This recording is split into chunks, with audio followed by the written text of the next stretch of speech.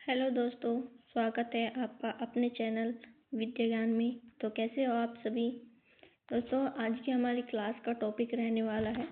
इस क्लास में हम कुछ क्वेश्चन फिजिक्स के रखने वाले हैं जो एग्ज़ाम में बार बार रिपीट होते हैं, और कुछ क्वेश्चन हमने पॉलिटी से लिए हुए हैं। सारे क्वेश्चन हमने रिपीटेड लिए हैं क्योंकि एसएससी या कोई भी एग्ज़ाम ज़्यादातर क्वेश्चन रिपीटेड देता है एग्ज़ाम्स में। जैसे कि अभी जीडी के एग्ज़ाम चल रहे हैं, यूपी पुलिस का भी आने वाला है, तो उस सभी के लिए ये बहुत ही इंपॉर्टेंट क्लास होने वाली है आज की।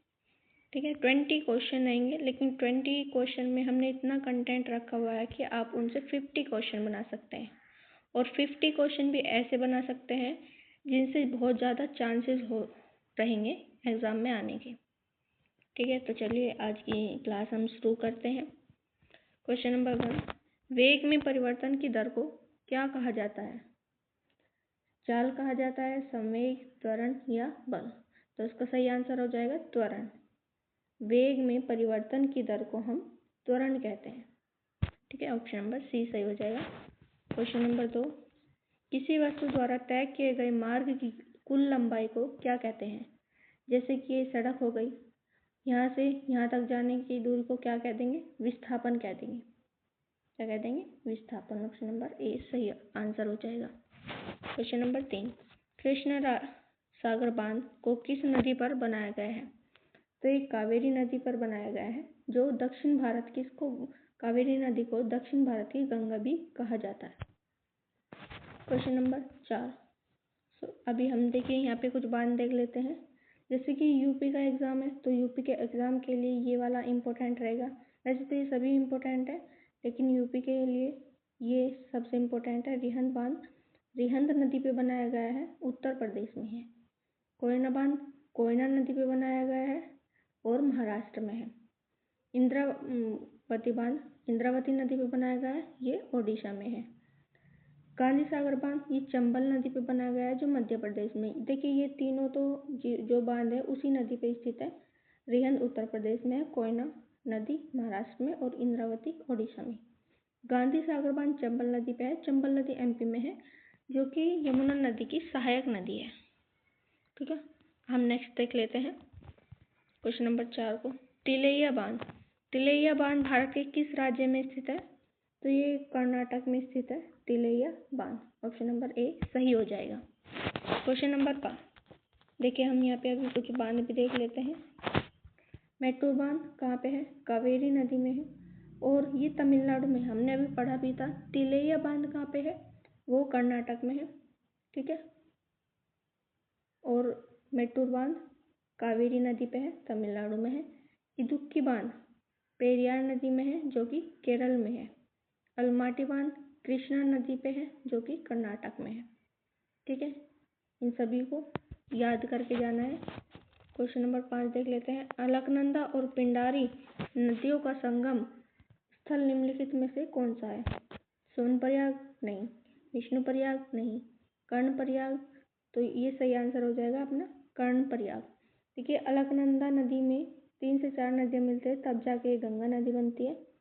गंगा नदी किन दो नदियों से मिलकर बनती है? भगीरथी और अलकनंदा से। ठीक है, कर्णप्रयाग में पिंडारी और अलकनंदा नदी बनती है। अभी देखिए हम देख लेते हैं, क्योंकि इनसे भी क्वेश्चन बनते हैं बहुत ज़्यादा। विष्णुप्रयाग में कौन कौन सी नदी मिलती है? अलकनंदा और धौलीगंगा। नंदप्रयाग में अलकनंदा और नंदाकिनी। देखिए ये तो सिंपल ही है। नंदप्रयाग में नंदाकिनी और अलकनंदा अलकनंदा ही मिली हुई है सभी में। कर्णप्रयाग में हमने अभी पढ़ा है पिंडर और अलकनंदा। रुद्रप्रयाग में अलकनंदा और मंदाकिनी। रुद्र क्या होता है? बहुत ज़्यादा गुस्से वाला रूप होता है, और मंदाकिनी मंदा। ठीक है, गुस्से को मंदा करना। देवप्रयाग में अलकनंदा और भागीरथी मिलती है, और अलकनंदा और भागीरथी मिलकर गंगा नदी का रूप ले लेती हैं। ठीक है, वो कहाँ पे मिलती है? देवप्रयाग में। क्वेश्चन नंबर 6, निम्नलिखित में से कौन सी नदी भारत में सर्वाधिक राज्यों से होकर गुजरती है? तो ये गंगा नदी है। शुरू होती है उत्तराखंड के गंगोत्री ग्लेशियर से, फिर यूपी में, फिर बिहार में, झारखंड में, फिर पश्चिम बंगाल में। सबसे ज़्यादा जो गंगा नदी की लंबाई है वो यूपी में है। ठीक है, क्वेश्चन नंबर 7, निम्नलिखित में से कौन सी प्रायद्वीप नदी पश्चिम की ओर बहती है? गोदावरी नदी, ये तो पश्चिम से पूर्व की ओर बहकर बंगाल की खाड़ी में गिरती है। कृष्णा नदी भी बंगाल की खाड़ी में गिरती है और कावेरी नदी भी बंगाल की खाड़ी में गिरती है, लेकिन नर्मदा नदी ये अरब सागर में गिरती है। तो ये ही पूर्व से पश्चिम की ओर बहती है। क्वेश्चन नंबर 8, सिंधु जल संधि 1960 के अनुसार भारत नदी का कितना प्रतिशत पानी काम में ले सकता था? यानी सिंधु नदी का जो जल है वो भारत कितना % प्रयोग कर सकता है? तो 20%। सॉरी 20% भारत यूज कर सकता है और 80% पाकिस्तान। ठीक है, और सिंधु नदी भी आपके अरब सागर में ही गिरती है। क्वेश्चन नंबर 9, जोग जलप्रपात निम्नलिखित में से किस राज्य में स्थित है? तो ये झारखंड में स्थित है, शरावती नदी पे। ऑप्शन नंबर ए सही हो जाएगा। क्वेश्चन नंबर, अभी देखिए हम इनकी पढ़ लेते हैं क्योंकि इम्पोर्टेंट क्वेश्चन है तो इसके बारे में डिटेल में जानना रहेगा। ये शरावती नदी पे है, कर्नाटक में है। देखिए यहाँ पे ना गलत हो गया, जोग जल प्रपात आपका झारखंड में हो जाएगा। ठीक है, और इसकी ऊंचाई जो है वो 253 मीटर है, जिसको हम 830 फीट भी बोल सकते हैं। क्वेश्चन नंबर नेक्स्ट देख लेते हैं।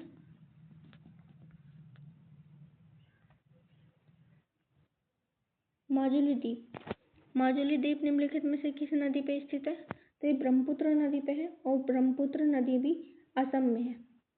असम में ब्रह्मपुत्र नदी पे माजुली द्वीप है और ये विश्व का सबसे बड़ा द्वीप है, माजुली द्वीप। ठीक है, क्वेश्चन नंबर 11, निम्नलिखित में से कौन सी नदी मध्य प्रदेश में धुआंधार जलप्रपात बनाती है? तो ये नर्मदा नदी बनाती है धुआंधार जलप्रपात। अभी यहाँ पे क्वेश्चन की संख्या गलत होगी, हम आगे देख लेते हैं, वहाँ पे सही होगी। नहीं, ये यहीं पे देख लेते हैं हम। भारत के संविधान के बारे में निम्नलिखित में से कौन सा सही नहीं है? यह भारत की आवश्यकता के अनुरूप है? नहीं है, ऐसा तो नहीं है। यह सामाजिक प्रासंगिकता का एक दस्तावेज है। यह भारतीयों की ऐतिहासिक, सामाजिक, राजनीतिक और आर्थिक स्थितियों को दर्शाता है। मूल संविधान में, देखिए ये तीनों तो सही हो जाएंगे। क्या मूल संविधान में 25 भाग हैं और 395 अनुच्छेद हैं और 12 अनुसूची है? नहीं, मूल संविधान में 22 भाग हैं, 395 अनुच्छेद हैं और 8 अनुसूचियां हैं जो वर्तमान की है। क्वेश्चन नंबर 13 देख लेते हैं। मूल रूप से भारत के संविधान में कितनी अनुसूचियां थी? तो ये हमने अभी पढ़ा है, 8 अनुसूचियां थी। क्वेश्चन नंबर 14, भारतीय संविधान के निम्नलिखित में से किस भाग में नागरिकता का वर्णन किया गया है? तो भाग 2 में नागरिकता का वर्णन किया गया है, जो कि आर्टिकल 5 से 11 तक है। क्वेश्चन नंबर 15, किस वर्ष में भारतीय लघु उद्योग विकास बैंक यानी कि सिडबी की स्थापना की गई थी? हम इसकी वो भी पूछ लेते हैं, full form small industries development bank of India. इसकी स्थापना 1990 में हुई थी और सिडबी का जो हेडक्वार्टर है वो यूपी लखनऊ में है। क्वेश्चन नंबर 16, भारत में नई 50 करेंसी नोट का रंग क्या है? तो बताइए क्या है? तो ये प्रदीप्ति नीला रंग है, प्रदीप्ति नीला रंग। क्वेश्चन नंबर 17, वर्ष में 42वें संविधान संशोधन अधिनियम द्वारा भारत के संविधान की प्रस्तावना में पंथ निरपेक्ष शब्द जोड़ा गया। तो ये 1976 हुआ था। इस 42वें संविधान संशोधन 1976 को लघु संविधान भी बोल देते हैं क्योंकि इसमें बहुत सारे संविधान संशोधन किए गए थे और ये शब्द फ्रांस से जोड़े गए थे। क्वेश्चन नंबर 18 आना था, अभी देख लेते हैं। ये रहा, SLR का निर्धारण भारतीय रिजर्व बैंक द्वारा किया जाता है। SLR का विस्तारित रूप क्या है बताइए? तो ये जाएगा statutory liquidity ratio, statutory liquidity ratio. Important question है, टिक कर लेना और याद भी करके जाना। क्वेश्चन नंबर 19, भारतीय रिजर्व बैंक ने रुपए के प्रतीक को निम्नलिखित में से किस वर्ष अपनाया था? तो ये अपनाया था 2010 में, ये ऐसे वाला प्रतीक। क्वेश्चन नंबर 20, अभी हम इसके बारे में जान लेते हैं थोड़ा, क्योंकि क्वेश्चन बनते हैं इसमें से हर बार। भारतीय रिजर्व बैंक की राष्ट्रीयकरण कब हुआ था? 1 जनवरी 1949 को। 1934 का जो अधिनियम था उसके द्वारा ये आया था। पहले गवर्नर कौन थे? Sir Osborne Smith. पहला भारतीय राष्ट्रीय गवर्नर कौन था? CD देशमुख। प्रतीक चिन्ह बंगाल टाइगर है और ताड़ का पेड़ है। स्वतंत्रता के वक्त भी ये प्रतीक चिन्ह यही था। क्वेश्चन नंबर 20, प्रसिद्ध केशवानंद भारतीवाद जो 1973 में आया था, निम्नलिखित में से किस मामले से संबंधित था? तो ये प्रस्तावना का उत्तरदायित्व, प्रस्तावना के बारे में आया था। ठीक है, तो आज की हमारी वीडियो यहीं पे समाप्त होती है। आगे की वीडियोस के लिए हमारे चैनल को सब्सक्राइब जरूर कर लेना। जय हिंद।